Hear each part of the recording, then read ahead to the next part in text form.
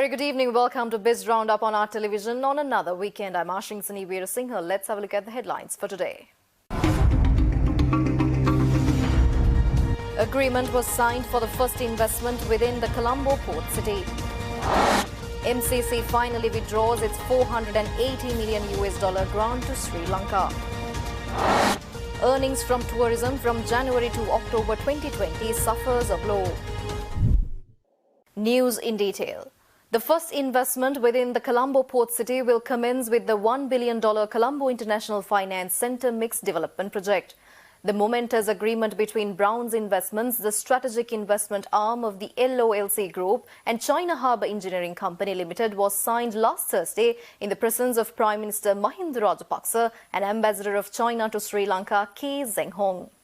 With an initial investment of $1.4 billion and an expected overall investment of $15 billion when completed, the port city is set to be the leading business, retail, residential and tourist destination in South Asia.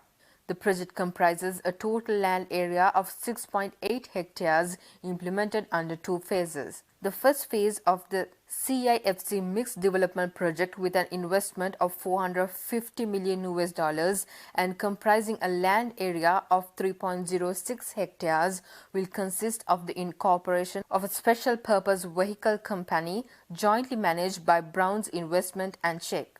The overall project, which will be implemented in a sustainable and socially responsible manner, expects to create significant quality employment opportunities across a variety of sectors.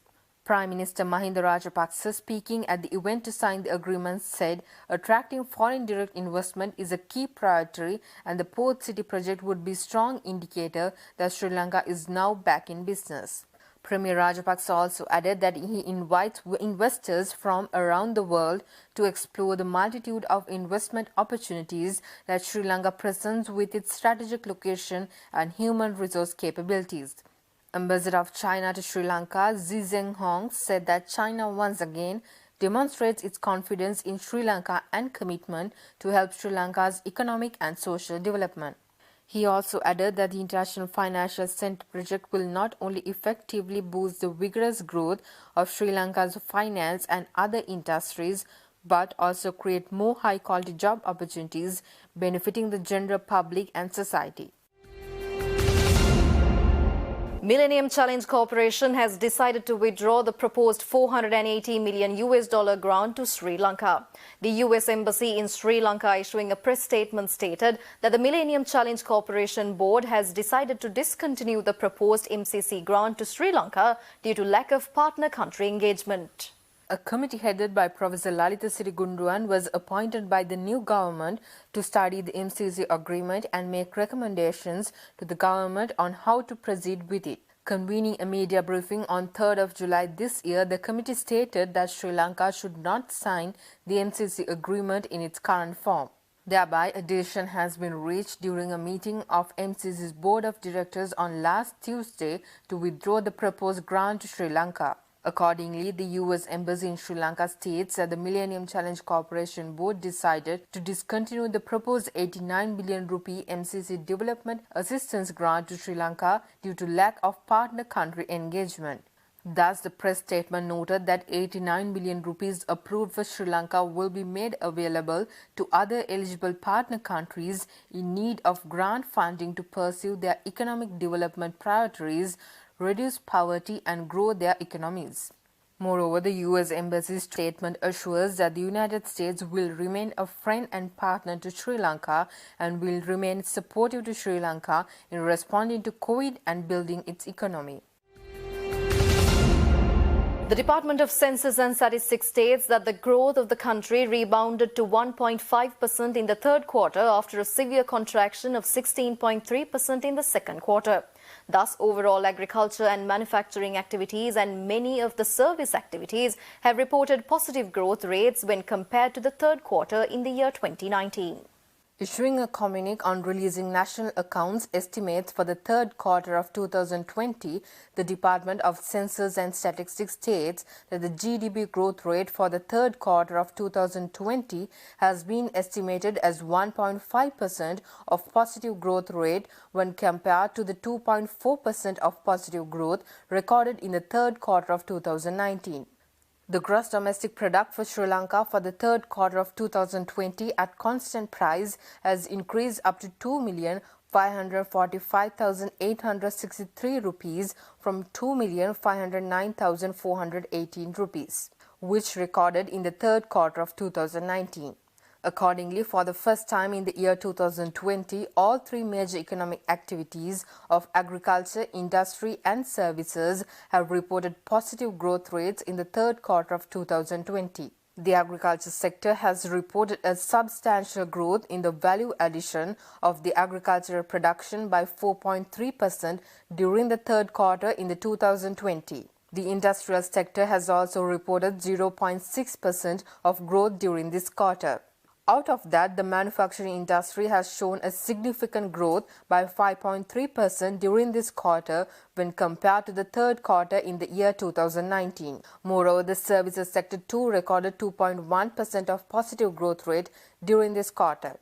On the other hand, releasing a separate statement, the Department of Census and Statistics stated the GDP growth rate for the second quarter of 2020 has been estimated as 16.3% of negative growth rate when compared to the 1.1% of positive growth recorded in the second quarter of 2019.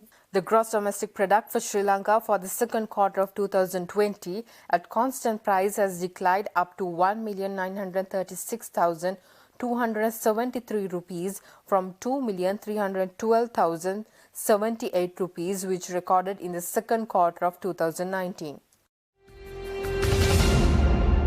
Highlighting on the measures taken at the post-COVID tourism revival, Chairperson of Sri Lanka Tourism Authority, Kimali Fernando, stresses that the Sri Lanka tourism has paid special emphasis on endorsing experience-based promotion and branding of Sri Lanka.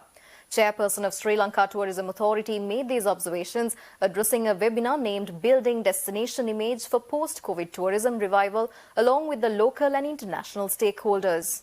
We will look at experiences rather than looking at countries. Now, in the past, we used to promote India or China or UK or whatever. We used to promote a nationality actually. So I think we're going to move away, and we've already started moving away, and we're looking at experiences, whether it's wellness, Ayurveda, whether it's adventure, the food, the culture, and so on. So that is an area that even our institution is made according to marketing for countries. So it's a gradual process, and the team is gradually moving towards creating sort of an experience-based promotion and branding of Sri Lanka. For the first time, actually, the government appointed a DIG for tourism. And now we are opening up branches in the tourist areas. We are looking at the lighting. We are looking at having several on the beach and several areas. So these are areas that we are looking at going forward. Moreover, global tourism marketing consultant and CEO of eTourism Frontiers, Damien Cook, stresses that Sri Lanka should not be restricted to one campaign model, but it should have various campaign strategies catering to diverse tastes and desires of the tourists. So we need to make sure that the brand of Sri Lanka, the image of Sri Lanka, is one that can have something for many different tastes and many different niches. And it's not about one campaign or one single brand image for Brand Sri Lanka. It's about multiple campaigns presenting different elements of the destination and critically different experiences that people can have in Sri Lanka to the right travelers that are looking for those experiences. So brand is fragmented in a way through the rise of this change travel. So it's become much more complex than just a logo or a picture of some happy people or a television commercial. We really need to change the way that we think about travel, and we need to think like travelers and think like tourists. We'll be back after a short break.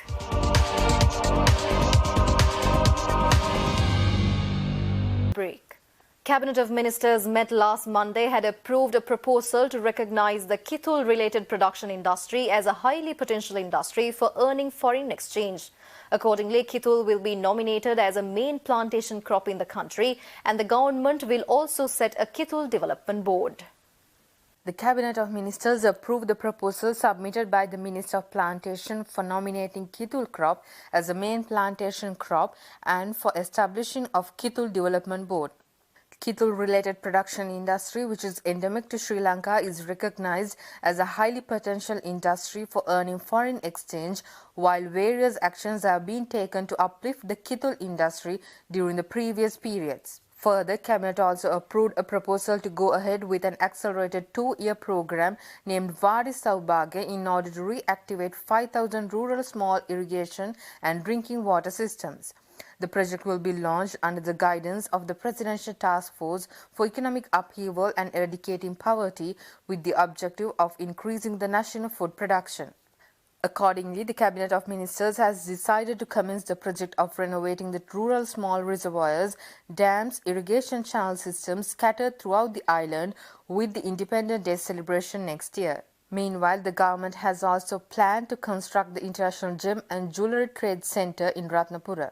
Cabinet ministers are aware of that it will invest the funds of National Gem and Jewellery Authority to enable sellers and buyers to avail all the services and facilities under one roof, such as independent quality testing services, laboratory services, and banks and export services. Accordingly, as the first phase of the project, it has been planned to construct a 5-story building with a floor area of 1,500 square feet at a cost of 365 million rupees on a 22-perch extended plot of land in Ratnapura. Central Bank's latest external sector performance report states that the trade deficit has narrowed as a result of the decline in import expenditure, outpacing the decline in export earnings in October 2020. Moreover, cumulative earnings from tourism during the year up to October 2020 has recorded a drop of 66.1% from the corresponding period of 2019. Accordingly, Central Bank adds that the cumulative deficit in the trade account from January to October 2020 narrowed to $4,852 million from the deficit of $6,451 million recorded in the same period in 2019. Meanwhile, the ratio of the price of exports to the price of imports has improved by 4% in October 2020 compared to October 2019 due to import prices declining at a higher pace than the decline in export prices. In the meantime, earnings from merchandise exports has suffered in October 2020 due to the impact of the resurgence of COVID-19 cases, although exports of agricultural products continue to grow. Earnings from merchandise exports in October 2020 were lower compared to October 2019 as well as September 2020 due to the sudden outbreak of the second wave of the pandemic, and as a result, earnings from exports in October 2020 amounted to $848 million, which was 13.2% lower than October 2019 and 15.2% lower than September 2020. Accordingly, cumulative earnings from tourism, which are estimated based on tourist arrivals, remain at $956 million during the year up to October 2020, thus recording a drop of 66.1% from the corresponding period of 2019. But workers' remittances has continued to increase for the 5th consecutive month, recording a growth of 3.9% in October 2020 year-on-year to $631 million. The central bank announces that Sri Lanka's Purchasing Managers Index has bounced back to 57.6 in last month, with an increase of 17.3 index points compared to October 2020. Thereby, the manufacturing PMI has bounced back in the last month with a significant increase in new orders, particularly in the manufacture of textile and wearing apparel and food and beverages sectors. But some respondents in the manufacture of food and beverages and textiles and wearing apparel sectors highlighted that although there was a reasonable demand, they were unable to carry out production at the desired capacity due to lower employee availability due to health-related concerns. The supplier's delivery time sub-index lengthened at a higher pace, mainly due to ongoing delays at the port of Colombo, where many respondents mentioned that their shipments were either rerouted or refused to accept by the shipping lines. Meanwhile, services sector PMI edged up to 48.8 in November 2020, reflecting a slower decline in services sector economic activities in November 2020 compared to the previous month. New businesses sub-index increased in November 2020, particularly with the improvements observed in transportation and education subsectors. However, business activities in wholesale and retail trade, transportation and accommodation, food and beverage subsectors declined with the quarantine curfew imposed in the Western Province in early November 2020 and localized isolations effected to contain the spread of the second wave of COVID-19 pandemic. Nevertheless, respondents in freight forwarding cited that an improvement was observed in their business activities due to the increase in apparel and personal protective equipment exports. The Madivela Western Urban Agriculture and Environmental Development Project, which is another urban development project by the new government, was declared open last Tuesday. Construction work on this 23-acre development project commenced on 21st April this year as a part of the urban development projects mooted in President's National Policy Framework. The construction work of this project was carried out by the Land Development Corporation of Sri Lanka and Road Development Authority with the intervention of the Urban Development Authority. Prime Minister's office noted that the overall cost of this project is 390 million rupees. The development project includes 1.5 kilometer walkway, 2 1.5 meter long cycle lanes, a children's park, an outdoor gymnasium, a car park which can facilitate 40 vehicles at a time, another car park parallel to the main road, and 2 tanks that could supply water for cultivation during both the Yala and Maha seasons. Moreover, it was reported that the initial phase of this project, which was previously vested in the public, is already being successfully implemented, and under this, local varieties of paddy are cultivated using organic fertilizer. Let's now move on to the detailed analysis of the trading of the Colombo Stock Exchange that will be brought to you by the investment institution First Capital Holdings. For this week, we saw the market having the roller coaster ride because, market went to the resistance of 6,670 and market, it's moving into the, one day is a positive and one day is negative. The reason is actually market is finding a way and to see the market what's going on. And then for the turnover wise, we saw a very high turnovers due to the deals in the Brown investment. Brown investment rallied the market for 2 consecutive days on the turnover more than 50% of the turnover. On the blue chip side, and we saw a heavy selling pressure on the banking counters, which increased in the last week, and we saw some selling pressure on the banking sector, especially commercial HNB and Sampath Bank. And for the John Keels also, we are seeing some sort of selling pressure, and we feel the market past the foreign selling for this week, more than 50 billion for the Y2D, and for that's giving a signal foreigners are still on the sideline, and foreign participation also for this week we saw very minimal. Moreover, bringing the forecast for the coming week, First Capital Holdings added that there will be a stagnant outlook in the market given the festive season. We are getting into the year end and then the festive season. We might see some sort of profit taking in a selective counter, which drastically price moved, and plus people might see want to take a profit realized before the new year start. And we might see the local selling mainly centered on the banking counters and the retail favorite counters such as Brown Investment and all. We might see some sort of selling pressure to realize the profit for this year, to book a profit, and we might see the slow momentum in the market turnover and here, there and there. But some stocks in the retail activities can push up the turnover more than 2 billion because last 6 months we are seeing average turnover of 2 to 2.5 billion per day, and for that will be can come back to the 1 billion mark in the near future due to the festive season. And foreign side, we are not seeing a much foreign selling on the side, but we might see some sort of asset allocation or shifting in those assets. We might see some sort of foreign selling in selective counters, and finally we feel the market is going to be a very dull sentiment for next couple of weeks. And that's all the news for this week. We will see you tomorrow with State of Business. Until then, take care. Good night.